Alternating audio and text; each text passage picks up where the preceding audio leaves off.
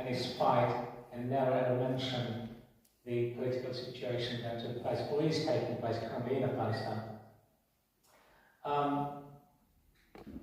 Right, so how did it happen? Now, as you can tell by looking at the photo, that in August 2021, which was just over a year, that the NATO and American troops withdrew from Afghanistan, and it was a very messy withdrawal. There was clearly no planning, and it was criticised by many experts around the world. And that obviously left not a void, but allowed the Taliban to come back into the pattern, which is what they've been fighting for the last at least 20 years. And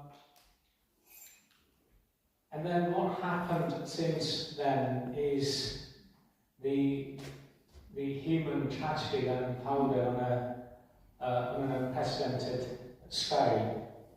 And I was checking Christian charities working in Afghanistan, and I'm sure there are many more working in Afghanistan, but I came across ChristianAid.org's website, and this is what they write on their website. They say that there are 22 million people facing going hungry this winter. That's 22 million people, which is, I think, roughly about half the population of Afghanistan. And then it also says 1 million under 5 are at risk of dying by the next 3 months. Now these stats are really sobering. They're really sad. They move you. They just affect you. And if they don't, then I don't know what else can really, unfortunately. And when we think about these numbers and these kind of events, we always, not always, but sometimes we just think that, someone else should be doing this job instead of me, because we get filled with the feeling of inadequacy and inability and helplessness. We might think, oh, there are 22 million people, who are hungry. How can I do anything about that many people? How can I try and do what needs to be done? And I think that's a legitimate feeling, that it's normal, there's nothing wrong about that. We're not here to go on a guilty trip thinking that we have to be doing something, but we can't do something, because there's always something that we can do. And I think when we think about that, I think we must remember a certain girl called Esther. And we all read in the book of Esther, about this Jewish girl who married to a pagan king, and then broke this long-standing tradition, marched into his throne room and spoke her mind, knowing that she was putting her life at risk and her people's as well. But with God's help, she rescued her people from total annihilation, and that's what we know. So it's somebody standing up and doing something small and thinking that I don't know what's going to happen, but I'm going to do this. And I think that's what we're talking about here. And much in the same way, there's a human tragedy unfolding in Afghanistan in front of our eyes, and we can't turn a blind eye to that, can we? And what I'm here to say is just that, we've seen scenes like this, when we saw men falling to their death from a running plane. We saw parents handing over their children to soldiers, not knowing whether they would ever see their children. They just wanted to be safe themselves, but more so their children, because, when you have children, you always think about them first and their safety first. So they thought, by handing over their child onto the other side, they just say haven. So what I'm saying is that, I'm not asking for us to do anything anywhere close to what Esther did, which was risking her life, and obviously other people as well. But it's all about a small act of kindness, and it sounds like a cliche, but it's not, because a small act of kindness can never be overstated, because it all starts with a small seed and then grows into a mighty tree. And that's what I think we should be doing. We know, and we're very well aware, that the world around us is looking the other way, and which is a right thing to do as well, but also, a sad thing, because, the world is spending so much money, including our country, to fight the war in Ukraine. And as I said, it's the right thing. I'm not criticising anybody for that. We've all done what we can do in a small manner, or in a big way. But at the same time, Afghans, they're fighting hunger, and they don't get a penny. Can you believe that? They don't get a penny. They've got millions of pounds locked away somewhere in a bank in America.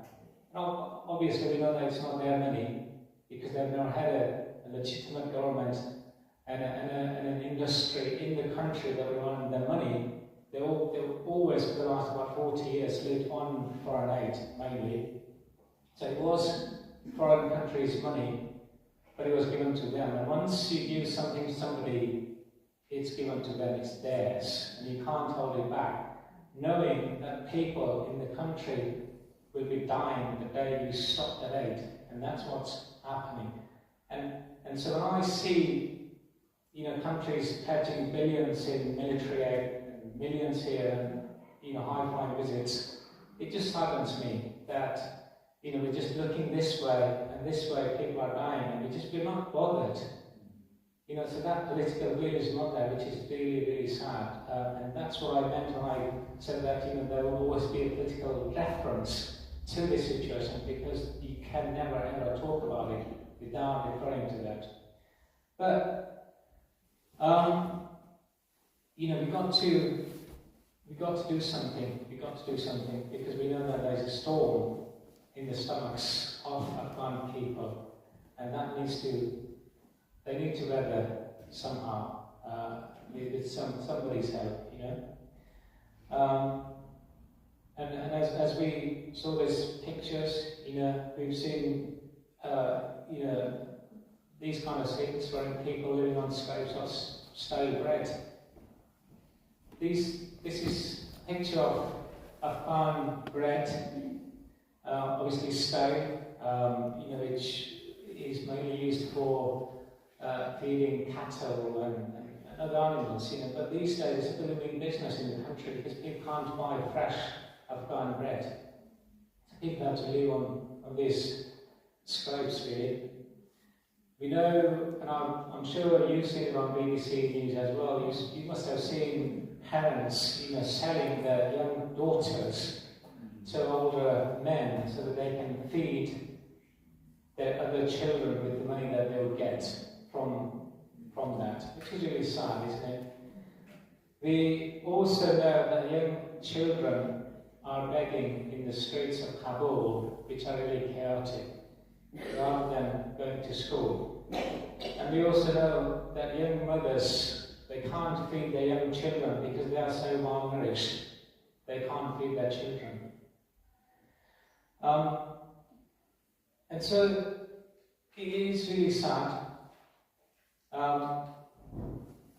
And so, and again, it's when I stand here, I don't always think about, financial help, because no financial help, from us can be enough.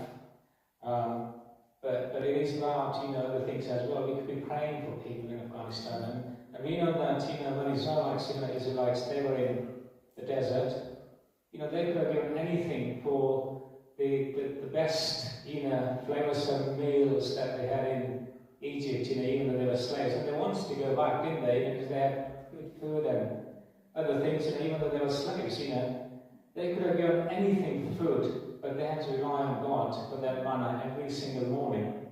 And so what I'm saying is that we can pray, and God can move the mountains, God can move the governments, God can move people who provide for people in Afghanistan. When it comes to us getting involved, it was in December 2021 that Sonny and I were watching news on BBC, and we saw this chap called Sikandar Karamani. I'm sure many of you would have seen him reporting from Afghanistan and Pakistan. Basically, he followed these 3 or 4 young boys who were looking for work in the streets of Kabul to, shine people's shoes so they could earn money. Because that's what they had to do. Their fathers were standing in the market looking for work, to be hired for some menial jobs in the market. And these boys were going around and looking for people to give them some work. But obviously they found almost nothing. I think they probably had one customer. And in those 4 boys, what they earned was only enough to buy them 1 Afghan bread. And that's hard, And they were sent out to earn money for their families. And here they got nothing but 1 bread that wasn't enough for themselves, let alone for their families. So Sonny and I, we were really moved. And then we just didn't talk for 2 days about this thing. I remember. And we prayed, and 2 days later, I don't know, it came to me, and I thought, we've got to do something. So I thought, let me just try and write an email to this guy. Now, you can imagine, this guy, he's a BBC journalist. He must be very busy. He has been certainly over the last, I don't know how many years, he's been reporting from Afghanistan and Pakistan, and sometimes from India as well. So I sent an email to BBC, and I said, look, we saw this report about these boys, and we'd like to do something and get in touch with them. I don't know how we can do that, but if you could just help us, please can you do so?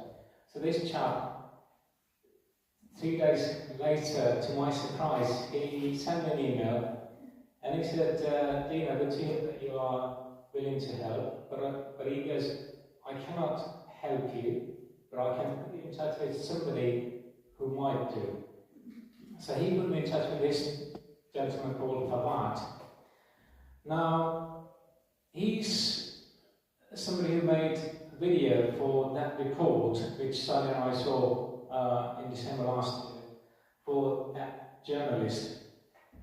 And he gave me this chap's WhatsApp number, and I was like, well, that's good. That's really good. That makes it easier, in terms of communicating with him. So I sent him a message, and I said, I got a number from Sikandar, and I said, I'd like to have a chat with you about these boys and see what could be done. And I said to him, can you please tell me whether you're able to help or not, and also find out what could be done to make sure that these boys go to school and not having to beg in the streets of Kabul. So he gave me loads of information. He spoke to me, and we've been in touch ever since.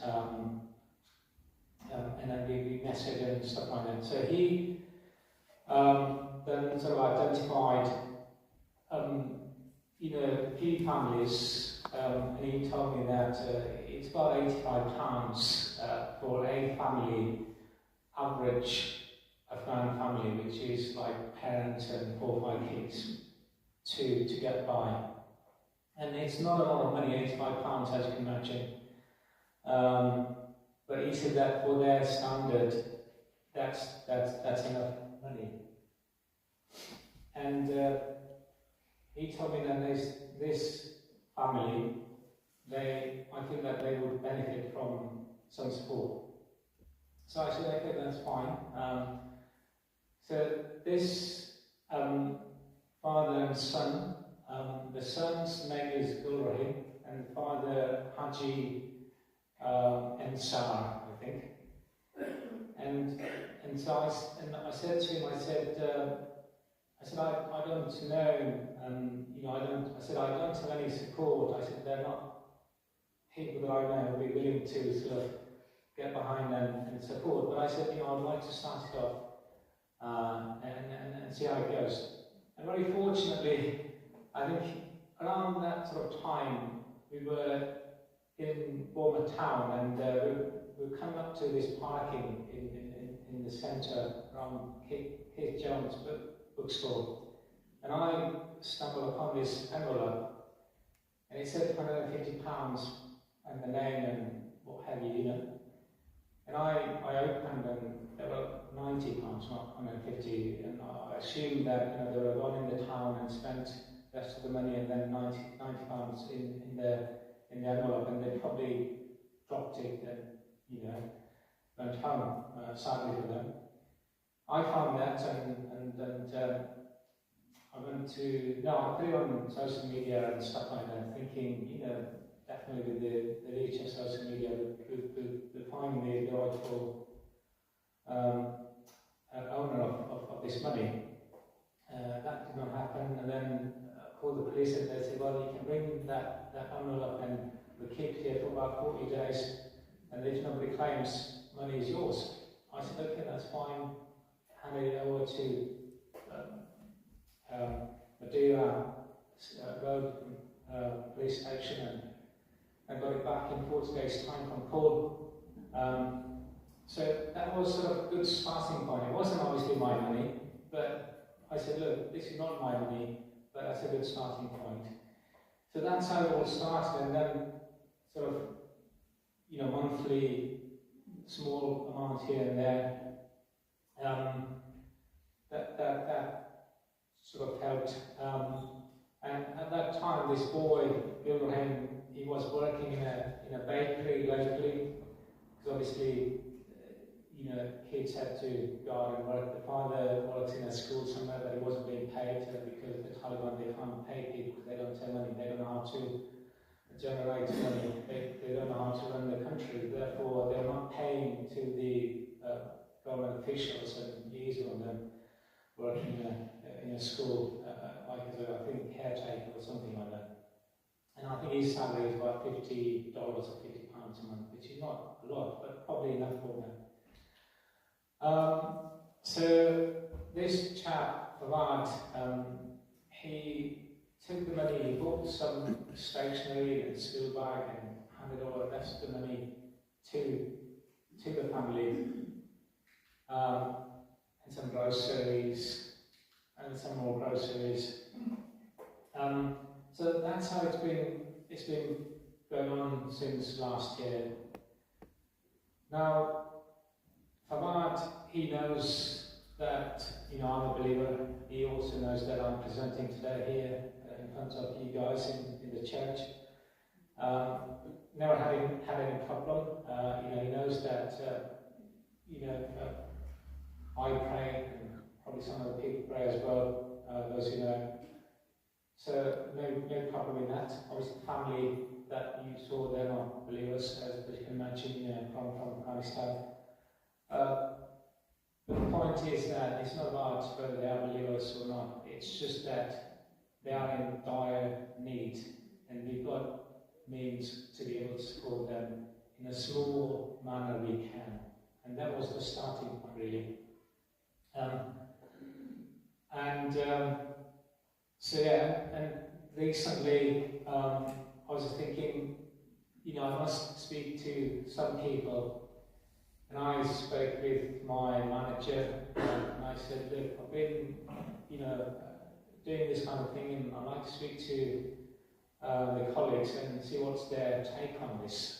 And he was very kind, and like Martin, he said, you got Wednesday or Thursday, and you got half an hour slot, you can do that. I said, okay, that's great, thank you. So I presented the same PowerPoint and explained, all these things. And thankfully, some of my colleagues, they sort of pledged to fund or support ongoing monthly, which is really good. So it's good support. And then I was texting with Martin, and I remember sending him a very passionate text about, about Afghanistan and their plight, and how, the world is, as I said, looking eastward at the moment, in the sense towards Ukraine and Afghans, and we've got, and I said, at least we ought to be praying for them. If we don't do anything, that's fine, at least we ought to be praying for them. Do something, And then, so the day after I did this PowerPoint presentation to my colleagues, Martin sent me a message and he goes, "Oh, we've got Harvest coming up, would you like to do a presentation?" I said, "Great." Very timely. I said, "I've just done it yesterday, so I've got good practice, I guess, so I should be fine." So here we are. So that's what's been happening. And as I said, it's on a smaller scale. But the thing is the impact that it has on this one family. And they are a family of 7. So there are, I think, 2 boys, or 1 boy and 4 girls, sisters and parents. So 7 of them, they obviously live in, as you saw, very dilapidated, mud-built sort of house, and recently there had floods and earthquake and whatnot. Sorry, I'm losing the train of my thoughts here.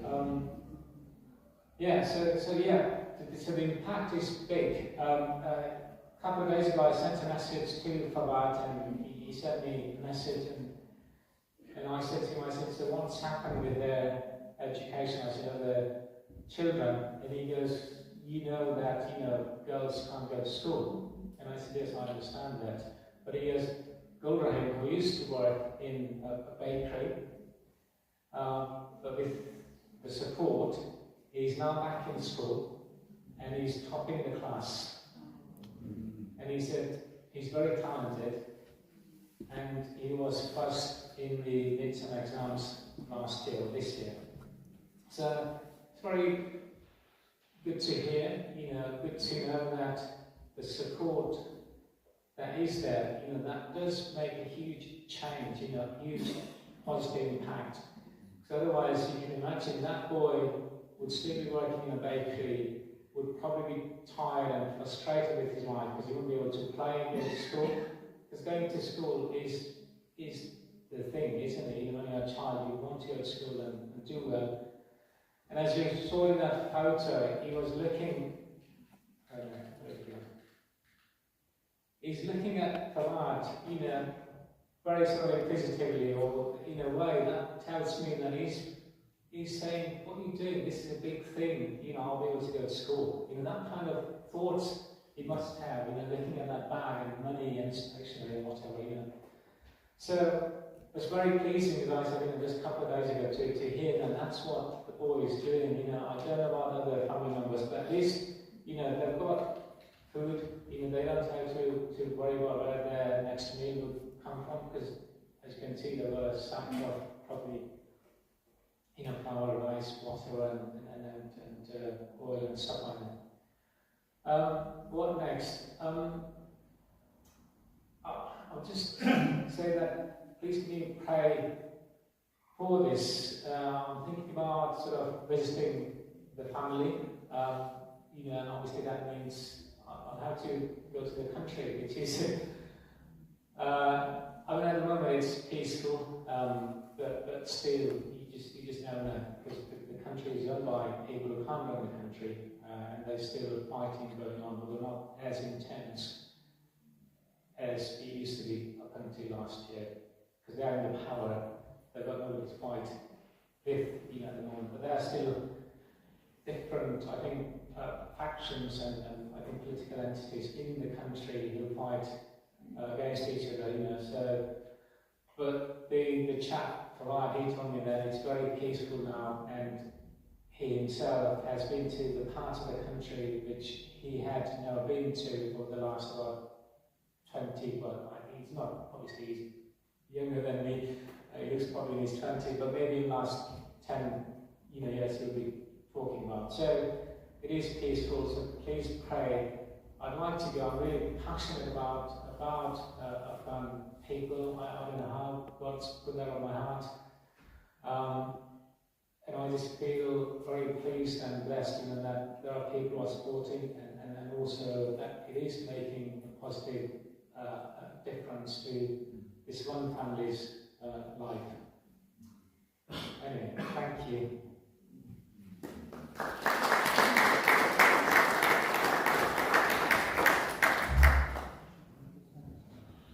So what, Dino, do you want to give us some prayer requests? Obviously, prayer requests would naturally flow from that anyway. We've been